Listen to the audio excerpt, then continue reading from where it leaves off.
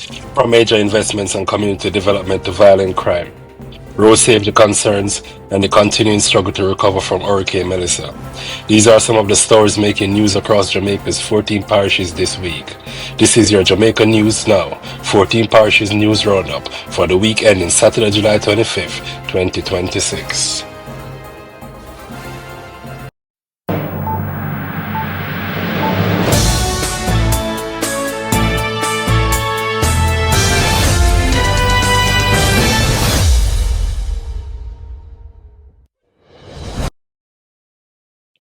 Plans to extend the Kingston Harbour Walk advanced this week with the signing of a contract for the project's second segment. The initiative is intended to transform more of the capital's waterfront into an accessible public space while supporting tourism, recreation, and commercial activity.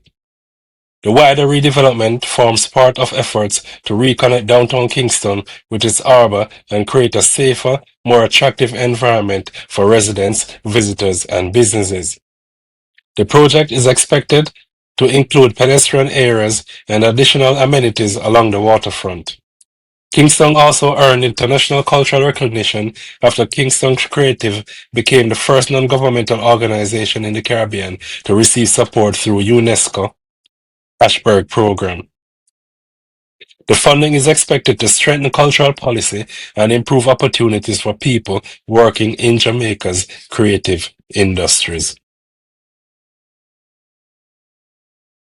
In St. Andrew, a resident of Corville Gardens drew public attention after leading a community effort to patch potholes that had reportedly remained unaddressed. The resident mobilized assistance and materials to make sections of the roadway safer for motorists and pedestrians. While the initiative was praised as an example of community spirit, it also renewed questions about the responsibility of public authorities to maintain residential roads. Residents said poor road conditions can damage vehicles, restrict access, and become especially dangerous during heavy rainfall. Meanwhile, the Kingston Public Hospital announced that measures were being implemented to address operational challenges recently raised about the institution. Hospital administrators said steps were being taken to improve services while maintaining patient care.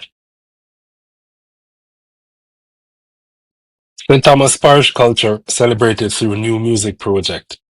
St. Thomas received cultural attention this week as recording artist Richie Flo released his second album, St. Thomas Me Born. The project celebrates the parish's people, landscape, and cultural identity while drawing attention to communities that are often underrepresented in mainstream entertainment. The release comes as St. Thomas continues positioning itself for greater economic and tourism activity following major road and infrastructure improvements. Local stakeholders have repeatedly argued that development should also create opportunities for parish-based entertainers, farmers, and small businesses. The album provides a lighter parish story during a week otherwise dominated by crime and tragedy across several parts of the country. Police in Portland have launched an investigation after the body of a female fetus was discovered in bushes in Port Antonio. The discovery was reportedly made on Wednesday, prompting investigators to process the location and begin efforts to determine the circumstances surrounding the incident. Police reported that parts of the body appeared to have been damaged, possibly by animals. Authorities had not publicly established how the fetus came to be at the location or identified anyone connected to the discovery. The case has caused concern in the parish, and investigators are expected to rely on medical examinations, witness information, and any available surveillance evidence as the probe continues. The St. Mary Police reported that 5 wanted men were arrested and charged during coordinated operations across the parish. The suspects were reportedly wanted in connection with a range of offences being investigated by the division. The operation forms part of the police strategy to target individuals linked to serious and organized crime while removing illegal weapons from the communities. Residents are being encouraged to continue providing information about wanted individuals and suspicious activities. Separately, The body of a 27-year-old man who had been reported missing was found along the shoreline at Robbins Bay Beach. Police are investigating the circumstances surrounding his death.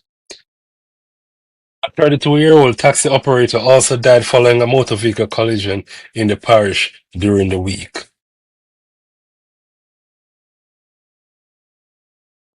Residents of the rapidly expanding Drax Hall area now have improved access to diagnostic services following the opening of a new biomedical Caledonia Medical Laboratory Collection Center.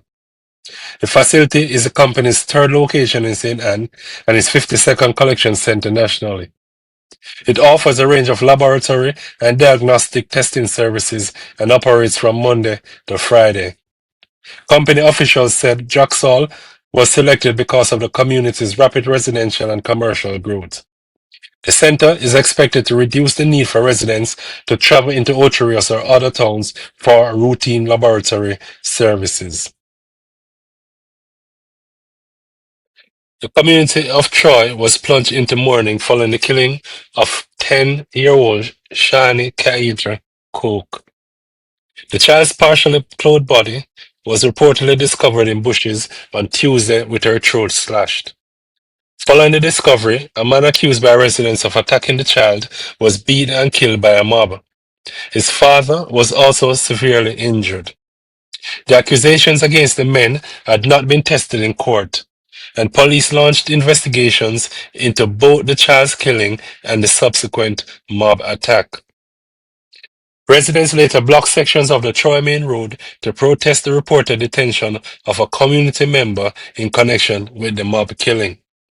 Police appealed for calm and warned that roadblocks and vigilante violence could interfere with the investigation and lead to additional criminal charges.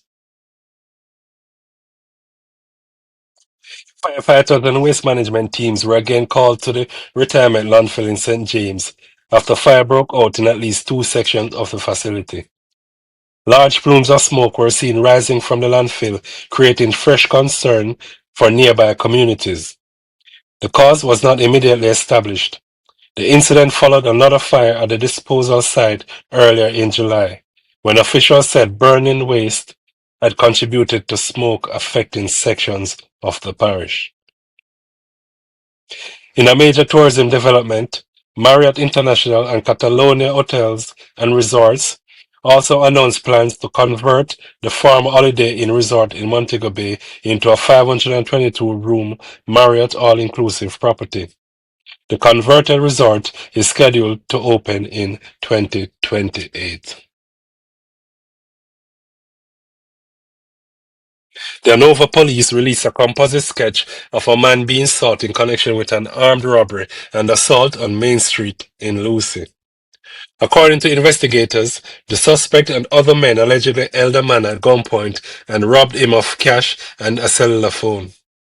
The wanted man is being sought in connection with robbery with aggravation, assault at common law, and alleged breaches of the Firearms Act. Police ask anyone who recognizes a suspect to contact the Lucy Criminal Investigation Branch, Crime Stop at 311, the police emergency number at 119, or the nearest police station. In a separate community development, approximately 215 children and more than 180 adults benefited from a back-to-school treat and health fair held in Lucy.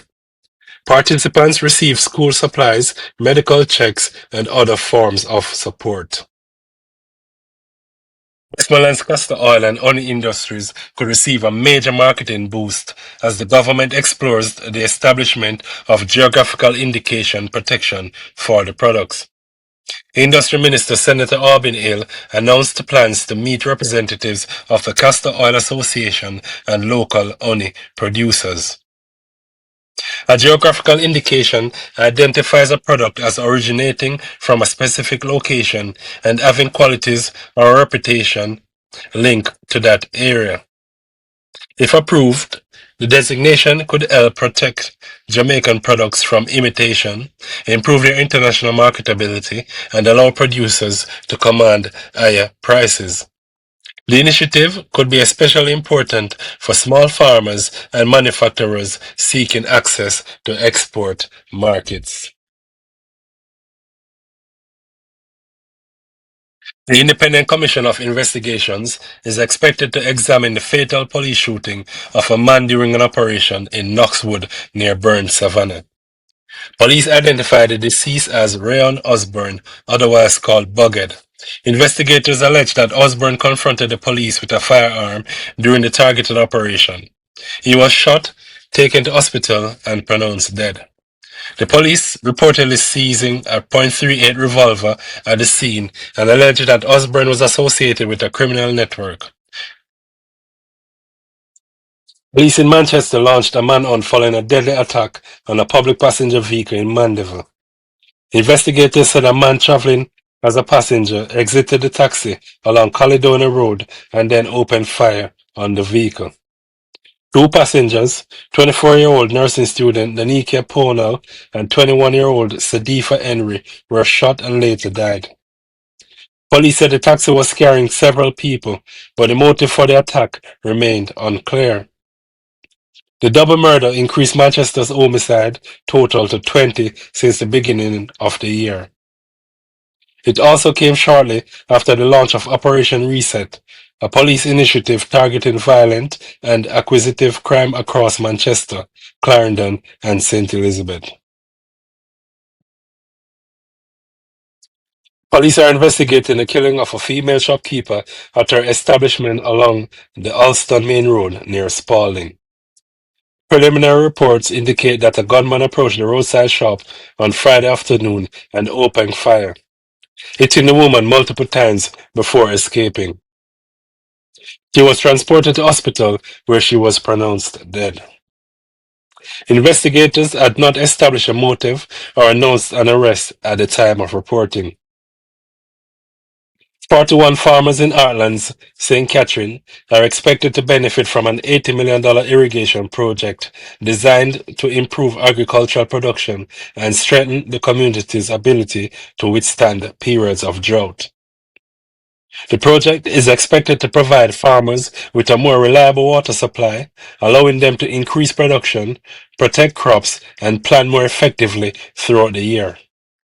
Reliable irrigation has become increasingly important as farmers face unpredictable rainfall and extended dry periods. Agricultural stakeholders say the investment could also improve food security, reduce production losses, and create additional income opportunities within the community.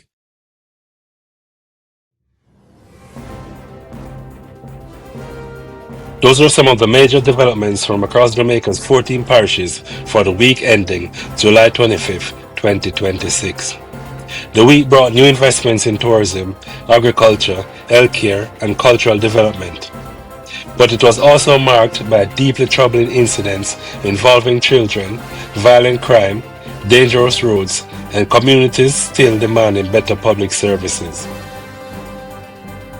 For continuing coverage from Westmoreland to St. Thomas and everywhere in between, subscribe to Jamaica News Now, turn on notifications, and tell us in the comments which parish you are from.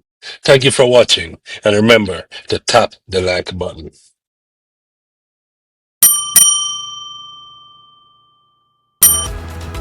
Subscribe today, turn on notifications, and never miss the stories that matter most.